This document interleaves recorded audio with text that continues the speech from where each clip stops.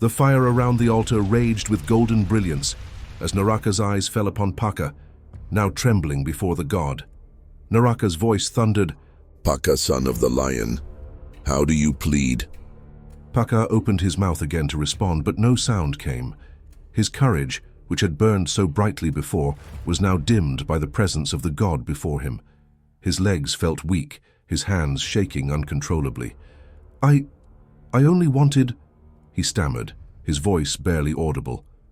Before he could finish, his mother, Tina, broke free from the crowd, tears streaming down her face. She threw herself at Naraka's massive paws, clutching the dirt beneath him as if she were clinging to life itself.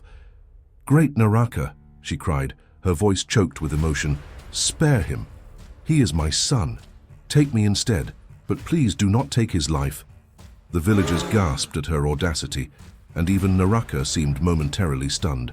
His fiery mane flickered as he regarded her, his head tilting slightly as if trying to comprehend the raw, unfiltered emotion before him.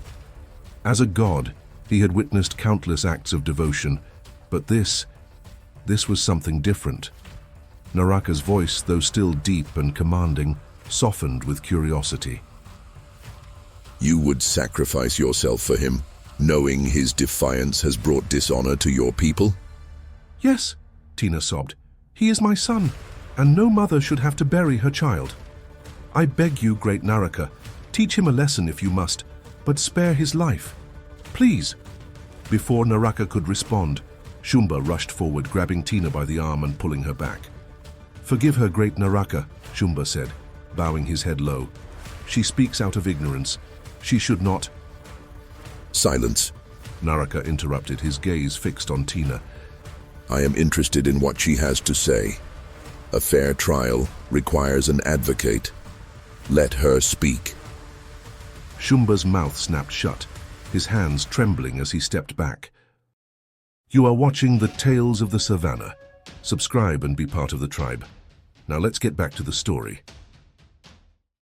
Tina, now calmer but still kneeling before the god, looked up into his glowing eyes. "You are a merciful god, Naraka," she said, her voice steady despite the tears on her cheeks. "It is said that he who shows mercy is the greatest of them all. You, Naraka, are greater than any of us.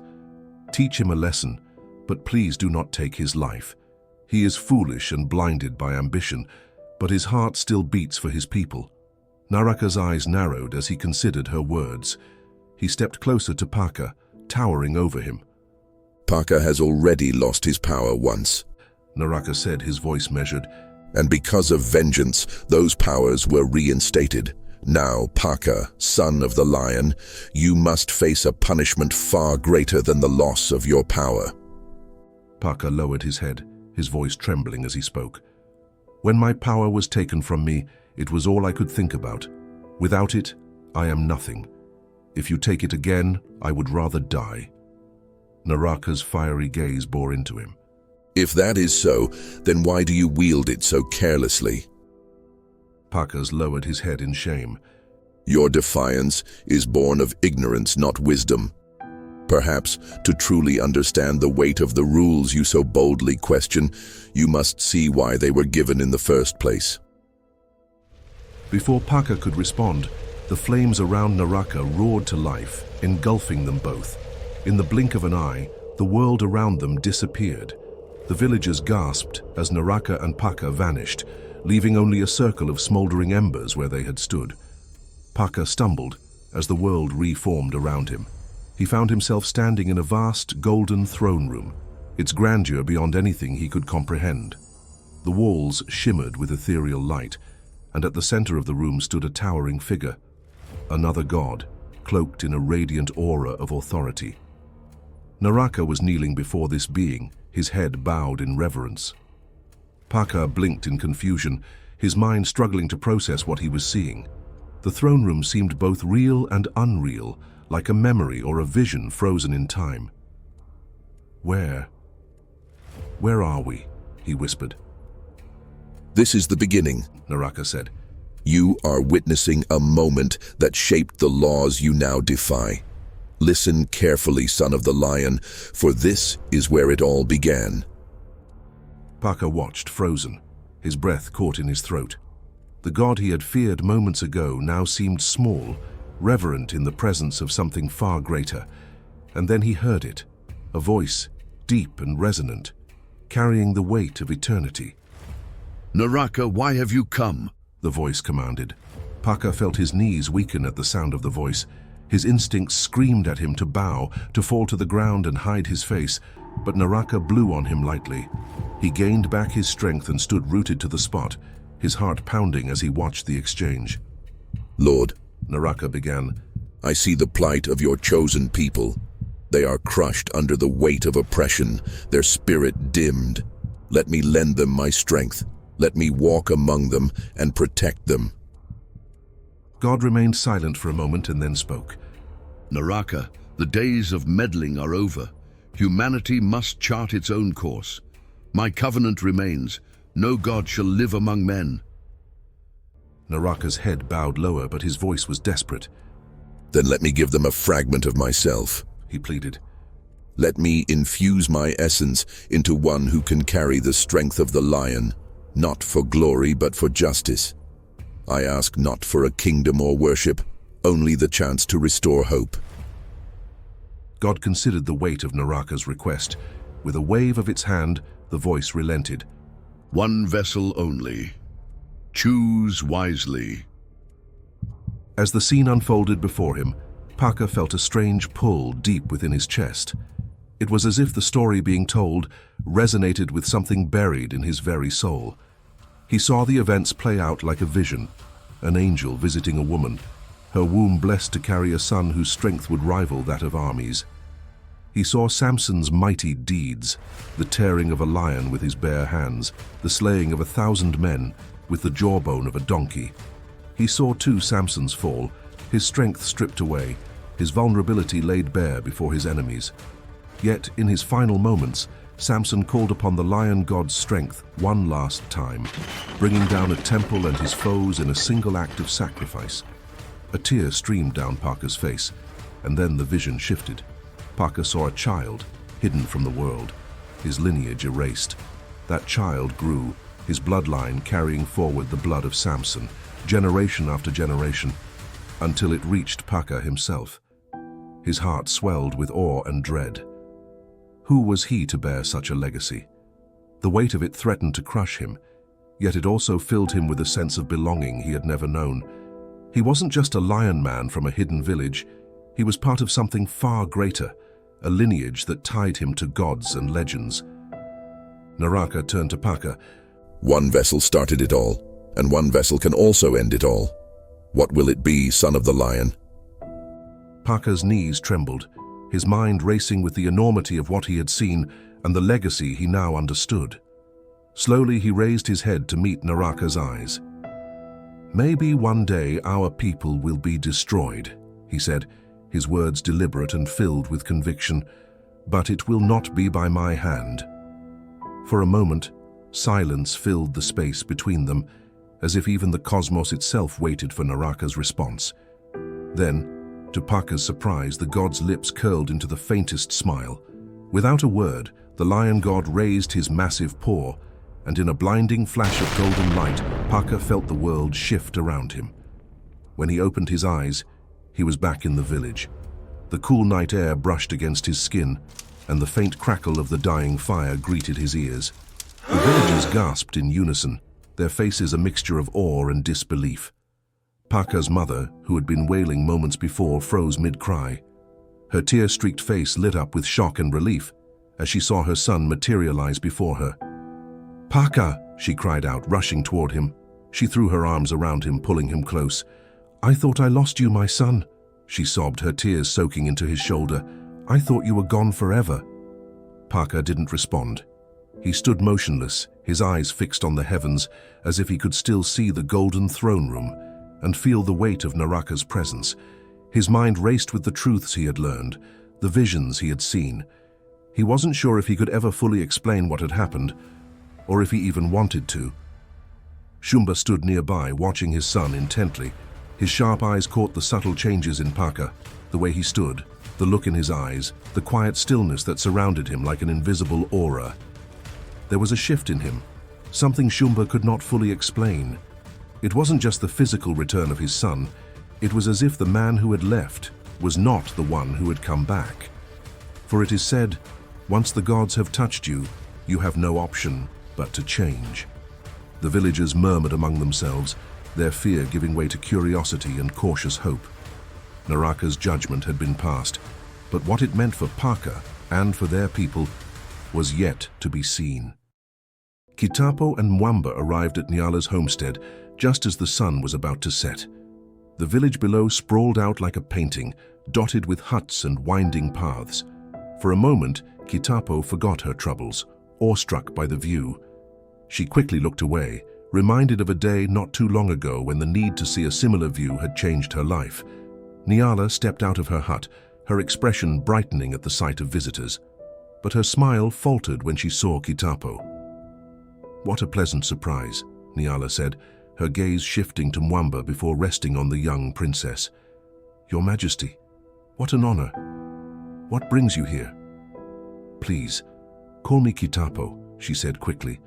"I'm here to thank you for saving my life." Nyala blushed, waving her hand dismissively. "It was nothing. Mwamba and I make a good team. I only did what I could, indeed. Mwamba tells me you are one of the most gifted healers he knows," Kitapo replied with a faint smile. "Mwamba exaggerates my abilities," she said, blushing and stealing a look at Mwamba, who just smiled. "I came for not only gratitude, I'm afraid. I need to speak with you, alone." Kitapo cast a glance at Mwamba, who caught her meaning immediately. He gave a small nod, stepping back to give them privacy. Nyala motioned for Kitapo to follow her into the hut. "Come in then. Let us talk." As Kitapo entered, she looked around with wide eyes, marveling at the strange, cozy interior. It was the first human home she had ever stepped into, and everything, from the woven mats to the clay pots lining the walls, was fascinating. "Do you like it?" Nyala asked with a chuckle. "Yes, very much," Kitapo replied. "It's strange but beautiful." Nyala smiled warmly. "I'm glad you're here. Life up here is different, isn't it?" "It is, and I wish to experience it more," Kitapo said, longing in her voice. Nyala tilted her head. "Then perhaps we can make that happen. But tell me, what is it you wanted to talk about?" Kitapo hesitated, her fingers fidgeting in her lap. "My hand in marriage has been asked for again." Nyala's brows lifted in surprise. "Well, congratulations." "Thank you," Kitapo said softly, though her tone carried no joy. Nyala's smile faded. "But you're not happy about it, are you?" "Not really," Kitapo admitted. "How can I marry someone I don't even know, let alone love?" She paused, her voice trembling. "But that's not the reason I'm here. I want to talk about my mother." Nyala's expression grew serious. "Your mother?" "Yes. I never knew her, and my father refuses to speak of her. I've always assumed she's gone, but I need to know for sure. Even if she's not in this world, I want to find her resting place. I want to pay my respects. Will you help me?" Nyala shifted uncomfortably. "Kitapo, if your father has kept this from you, there may be a reason. I don't want to disrespect his wishes." "Please, Nyala," Kitapo pleaded, her voice breaking. "I have no one else to turn to. You're the only one who can help me." Nyala sighed, the pain in Kitapo's eyes tugging at her heart. She understood the ache of not knowing, of longing for answers that felt just out of reach. Finally, she nodded. "All right," Nyala said softly. "I'll consult my bones. Let's see what they reveal." Kitapo's face lit up with hope. "Thank you." Nyala retrieved a small pouch from a shelf, its contents rattling as she opened it. Carefully, she poured out the dried bones into her hands and shook them gently. "Blow on them," she instructed. Kitapo leaned forward, exhaling softly over the bones. Nyala muttered an incantation under her breath, her eyes focused as she shook the bones again. Then, with a swift motion, she cast them onto the ground. The room grew still as Nyala studied their positions, her brow furrowing. "What is it?" Kitapo asked, her voice shaking. Nyala looked up, her expression a mix of surprise and uncertainty. "Your mother is alive." Kitapo froze. "Alive?" she repeated, her heart pounding. "Yes," Nyala said firmly, "and she is closer than you think. If you follow your father, he will lead you straight to her." Kitapo's mind spun. Alive? How could her father have kept this from her? For years she had begged him to tell her about her mother, and each time he had deflected, hinting that she was gone. Kitapo had assumed that meant dead. But now... "If my mother is alive," she said slowly, "then why has he hidden her from me?" Nyala shook her head. "That is a question only your father can answer, but my bones never lie." Kitapo stood abruptly, her body trembling with anger. "Thank you, Nyala. You've given me more answers than I've had my entire life." Nyala rose as well, concerned. "Be careful, Kitapo.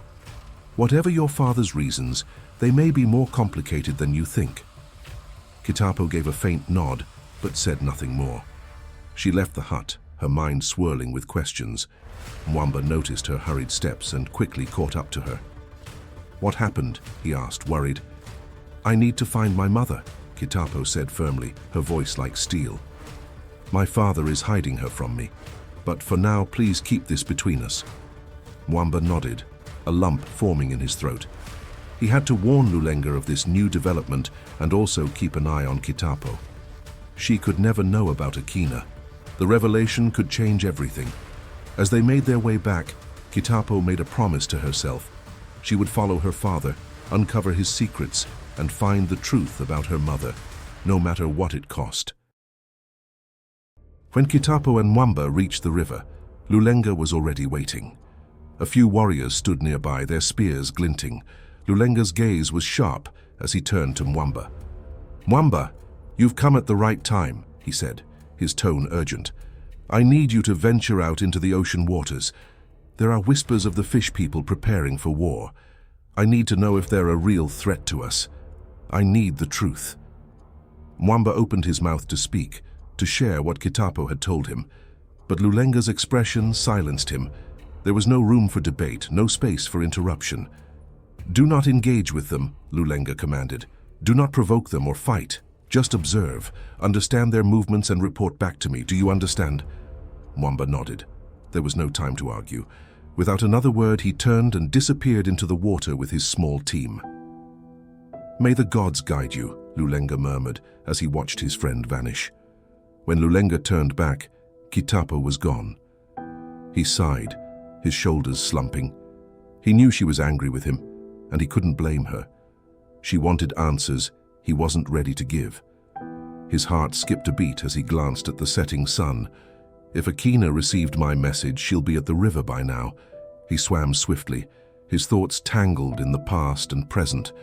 Emerging from the river on the opposite bank, he saw her. "I see you got my message," he said, relieved to see her. Akina turned sharply, startled. "Message?" she replied, her eyes narrowing. "Did you send the dream?" Lulenga smiled faintly. "That was me." She crossed her arms, uneasy. "That was invasive. I don't know how I feel about someone invading my dreams. What else can you do, Lulenga? You frighten me." "Yet you're here," he said softly, stepping closer. "I'm glad you came." Akina steadied herself, searching for composure. "Why am I here, Lulenga? Do you have something important to tell me?" Lulenga hesitated, his eyes softening. "I wanted to see you. Last time our conversation was cut short. There's so much I want to say, Akina. I've been thinking about you constantly. You never leave my mind." Akina felt her pulse quicken. His words were like a tide pulling her in, but her mind was a storm. I want to see my daughter Lulenga," she stammered. "Don't you think I have suffered enough?" As the two spoke, Kitapo swam silently beneath the water, her curiosity ablaze. She had followed her father here, hoping for answers. Now she hid in the reeds, watching. A woman stood on the riverbank with her father. Though the figure was cloaked in shadow, Kitapo's heart raced. Could this be her? She swam closer, trying to get a better view. But suddenly, a ripple in the water startled her. She gasped and darted away, retreating to the far bank. From there, she watched as the woman turned and began walking back. Kitapo hesitated only a moment before pulling out the elixir. She drank it quickly, feeling its energy surge through her. Then, with her legs now solid beneath her, she sprinted into the woods, determined to follow the mysterious woman. Kitapo's heart pounded as she tracked the figure. She was about to give up when she spotted her again, walking into the village. Kitapo followed cautiously, sticking to the cover of trees and bushes. The woman entered a hut and closed the door behind her. Kitapo crouched in the undergrowth, her breath shallow, her mind racing. Should I go inside? Should I knock? What do I even say? She steeled herself, ready to step out, but a voice startled her. "Mother? Is that you?" Kitapo froze. The voice came from the other side of the hut. "Chipo?" The woman's voice called back from inside. "Yes, it's me," the girl replied, coming into full view. Kitapo's blood ran cold. "Chipo?" she thought, her heart lurching. What was she doing here? Her thoughts raced. Why does Chipo's mother know my father? The last time she had seen Chipo, they had climbed the market tree together, and she had fallen to the embarrassment of her life. Her mind swirled with confusion as she crouched in the shadows, watching the hut. The truth she sought was closer than ever, but it was tangled in secrets far darker than she had imagined. She wanted to stay longer, but she had to go back before her father came looking for her. But she was certain she would be back very soon. And that, my dear tribe members, brings us to the end of yet another thrilling episode of our Lions, Mermaids and Witches series. In the last episode, I posed a question. What should happen to Paka? What would be a fitting punishment for him? Your responses were thought-provoking and diverse. Some of you suggested that Paka should be stripped of all his powers until he matures enough to handle both himself and the responsibility that comes with being Naraka's representative. Others proposed a charming idea, that Paka's powers should only work among his own kind. The thought of him being powerful only within his own community was intriguing, and I gave it some thought. There were also suggestions that the lion god should intervene with the higher powers, advocating for the lion people to integrate with humans, just as the snake people and hunters have done, which would make Paka a worthy king. That idea was fascinating. Another perspective suggested that the lion god should reconsider the terms of isolation for the lion people. Paka was right. These people are essentially in a prison. Some of you took a stricter stance, saying Paka should be chained, contained, and even put on a leash because of his unruly behavior and lack of self-control. Many of you echoed the sentiment that Paka's powers should be removed entirely. Your comments were highly engaging and, I must admit, gave me a good laugh at times. However, one particular comment stood out. It resonated with the direction I wanted the story to take. It was from Diary of the Delusional. They suggested that a fitting punishment would be to put Paka in a situation where he could truly understand why the one true lion god would impose such a rule in the first place. Well, Diary of the Delusional, congratulations. Your idea inspired the direction of this story. Thank you for contributing to the channel. And to everyone else, keep your thoughts coming.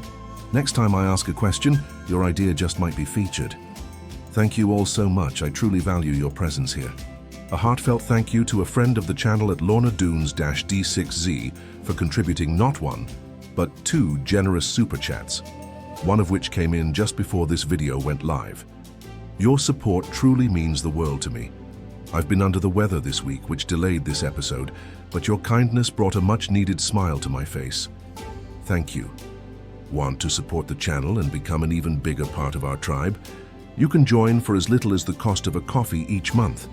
Your support helps me continue creating the content you love, but of course, just having you here is already more than enough. Thank you for being part of this journey. To those of you who have already joined the tribe, thank you from the bottom of my heart. You are truly the heartbeat of this channel. And as always, thank you for watching our story, and we hope you enjoyed it. What lessons did you draw from this story? Share your thoughts with us in the comments below. Don't forget to subscribe and be part of the tribe. Thank you for watching The Tales of the Savannah. We will see you next time in the Savannah.